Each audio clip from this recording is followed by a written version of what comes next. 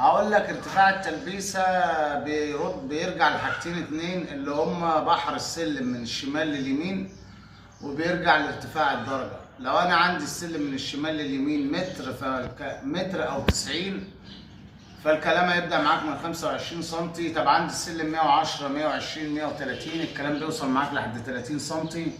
طبعا انا عندي هنا ارتفاع الدرجة 16، وبحر السلم من الشمال لليمين متر و5، فانا عامل التلبيسة ارتفاعها العرض بتاعها 28 سنتي وشغالة معاها زي الفل، بتديني ارتفاع الدرجة 16 سنتي وبتديني فوق منهم 16 سنتي. انا كل اللي يهمني عايز قيمه الدرجه، عايز قيمه تاني فوقيها زيها بالظبط، مش عايز حاجه تاني اكتر من كده. فقلنا ان شاء الله ارتفاع الجنب 28 سنتي، وهو اصلا بيبدا معاك من 25 لحد 40 سنتي، بيرجع لبحر السلم من الشمال لليمين.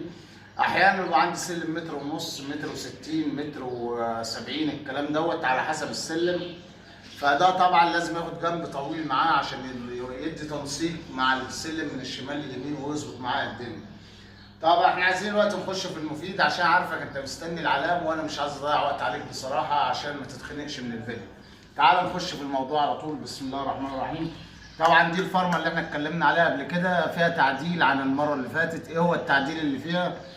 الفرمه دوكا كان فيها خلع معمول هنا اللي هو بتاع الانف بتاع الدرجه، فاحنا لغينا الخلع من الجنب ومن الفرمه، وهنقطع في الانف بتاع الدرجه معانا. تعالوا نبتدي بسم الله نشوف ازاي نعلم الدور كله في حوالي 5 دقايق ان شاء الله رب العالمين. بسم الله الرحمن الرحيم.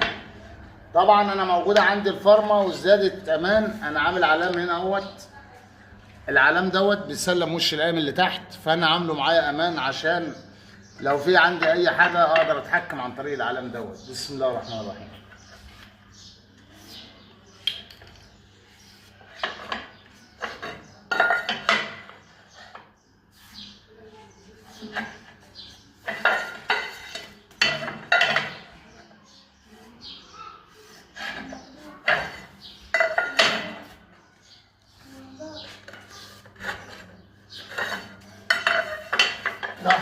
لحظة واحدة.